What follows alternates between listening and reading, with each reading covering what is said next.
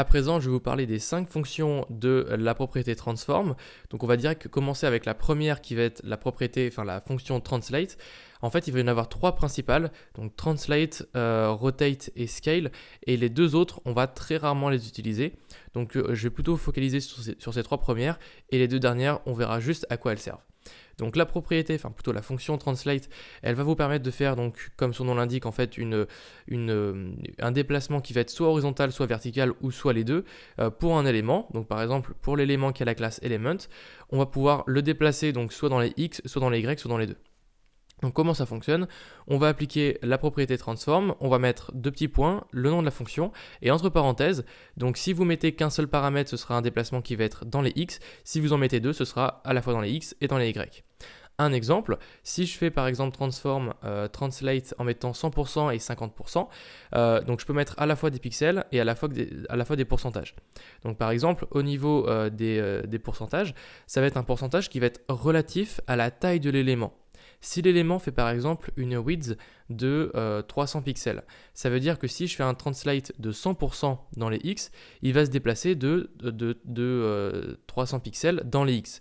Tout simplement, ça va être 100% par rapport à sa taille. Et donc 100% correspond à toute sa taille entière.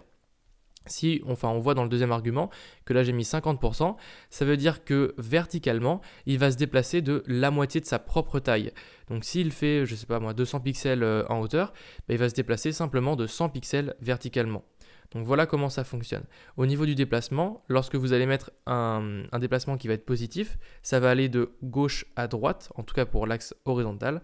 Et si vous êtes sur l'axe vertical, ça va aller de haut en bas. Donc si vous voulez faire monter votre élément, il faudra mettre un Y qui va être négatif.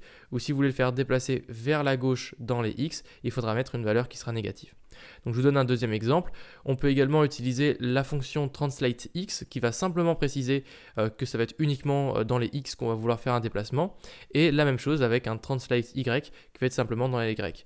Personnellement, je vous recommande toujours d'utiliser translate avec un translate, donc en fait la fonction translate qui comprend à la fois le x et le y, mais vous pouvez tout simplement utiliser translate x ou translate y pour préciser vraiment lequel vous voulez modifier.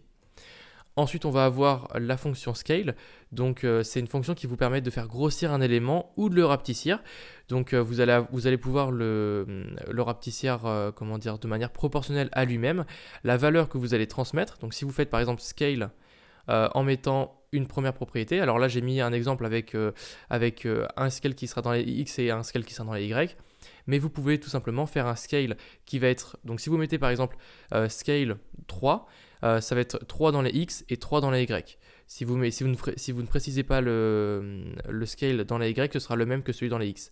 Donc si vous faites ça, par exemple scale de 3 dans les x et 3 dans les y, votre élément il va grossir de 3 fois sa taille dans les x et de 3 fois sa taille dans les y. Là dans l'exemple que je vous ai mis, scale 3,0,5, il va grossir de 3 fois sa taille dans les x, donc sur sa largeur il va grossir de 3 fois sa taille, et sur le côté vertical, il va diminuer de 50%, puisque là c'est 0,5 fois sa taille. Je vous donne un autre exemple avec ScaleX où on peut directement préciser, comme pour la partie translate, on peut directement préciser son grossissement dans les X ou alors son grossissement dans les Y avec ScaleY.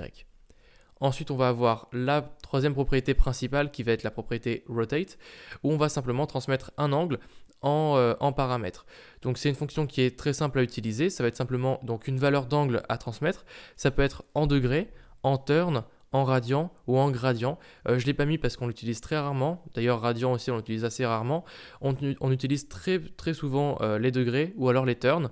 Donc les turns, c'est simplement des tours. Si vous voulez que votre élément fasse 3 tours, vous mettez 3 turns.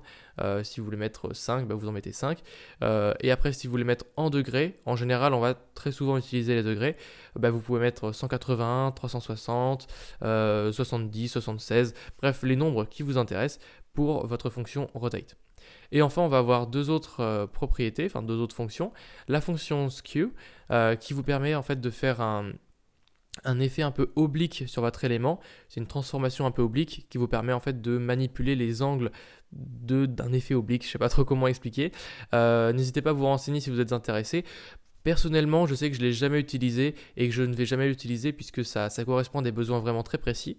Et c'est exactement pareil pour, donc là je vous donne un exemple vu que c'est une valeur en degrés, et c'est exactement pareil pour la propriété, enfin pour la fonction matrix, qui est vraiment encore plus avancée, celle que skew, qui vous permet de définir une matrice qui va en fait définir la déformation de votre élément. Donc c'est vraiment assez avancé. Si vous savez ce que c'est une matrice, alors peut-être que vous allez comprendre comment fonctionne cette propriété. Si vous ne savez pas du tout de quoi je parle, alors vous inquiétez pas, vous n'allez jamais l'utiliser. Utilisez principalement translate, transform, enfin plutôt translate, rotate et scale. Ce sont les trois fonctions principales 2D de la propriété transform.